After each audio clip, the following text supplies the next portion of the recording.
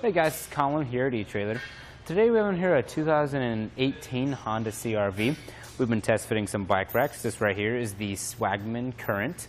This is a 2-bike platform rack.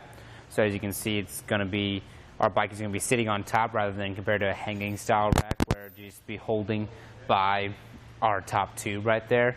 And you can see with the bike frame we have right here, it wouldn't be very ideal to use a hanging style rack, let alone the fact that it's an e-bike. Now with the Swagman Current, you can get 2 bikes loaded, get them to and from your destination. What's really nice is that it's very versatile and all the different bikes it's made to carry. So let alone from your smaller road bikes and your mountain bikes. Right now we have an e-bike loaded so it can hold all that weight. We're also going to be able to get fat tire bikes loaded up here up to 5 inches wide. So no matter what bike you're trying to carry, the chances are this bike rack is going to be able to handle that.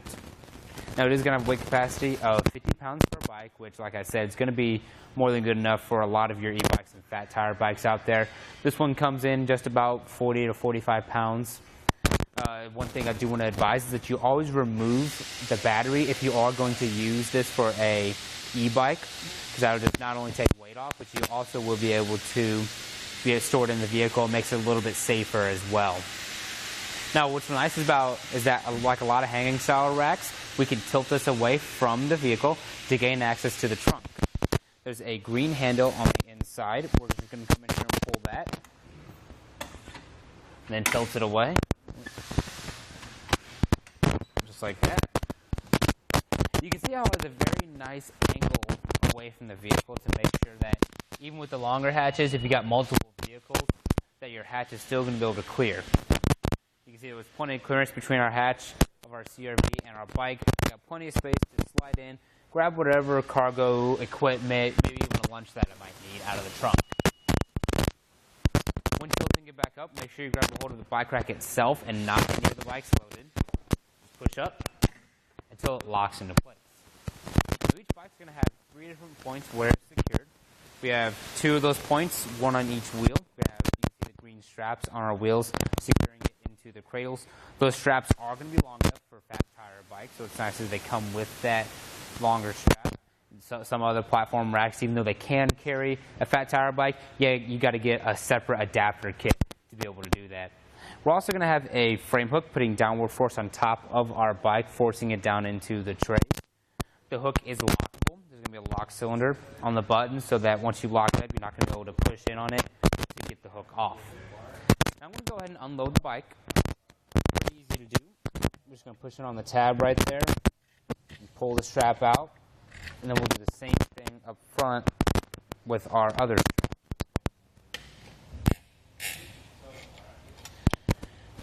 Now I always advise doing the straps first. And something to make it a little bit easier to unload this bike, with this center mast in the way, it makes it a little bit difficult, especially for a heavier bike, to maneuver it around the center mast. You could risk damaging your vehicle. Maybe you just bump into it with the bike. Something you don't want. So what I'm going to do, I'm going to take the top hook off, just hanging on my bike rack, do the same thing with my other hook while keeping the grip on my bike. Set it down here for now. Now what I'm going to do is I'm going to hold on to the bike and to this pole. I'm going to come down here and pull this green latch right there and fold this arm down. That makes it a lot easier to unload my bike. I don't have to worry about maneuvering around that center mast. It makes it a lot safer as well, especially for your heavier bikes.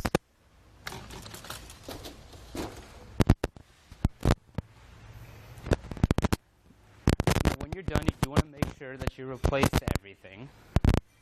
With the hooks, you can either store these in your vehicle. Personally, I'd just put them back on my bike rack so they're there for next time. I'll turn that around.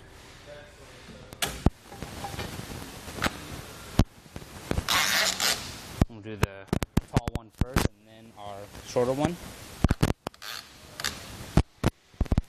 Now, you also, because these straps are pretty long, it's probably good to go ahead and replace those as well so they're not dragging or hitting anything on the highway. Or on any road you might be traveling, for that matter. Now, with any hitch-mounted accessories, you're going to have added length to your vehicle. In case of our CR-V, let's measure from the bumper to the outermost point. It's about 26 inches added onto the back of our vehicle. We can cut down on that space by folding this bike rack up. The same handle we used to tilt it away. We're just going to pull that, fold it up until it locks into place. Let's measure again from the bumper to the outermost point. It's about 16 inches. Took away a lot of space. This can mean all the difference from parking in a tight parking spot, such as a garage, and you still want to be able to shut your garage door. Now let's come down and see how it attaches to our hitch.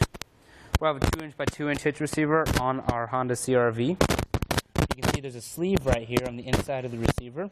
If we take that off, that'll convert the shank to be compatible with 1.25-inch hitches. That's just going to be nice and versatile for if you have multiple vehicles in your household. You are going to have the tool to be able to get that sleeve off. We do have an anti-rattle threaded hitch pin, tightened all the way down. Takes away the shake and play from our bike rack, even when we're traveling at high speeds. You can see the entire vehicle is moving right there, which is really going to cut down on that noise and that rattling. We also have a lock on the other side of the hitch pin, which is going to be a nice security feature. It is going to be a key to like with those wheel hook locks as well, or excuse me, the frame hook locks.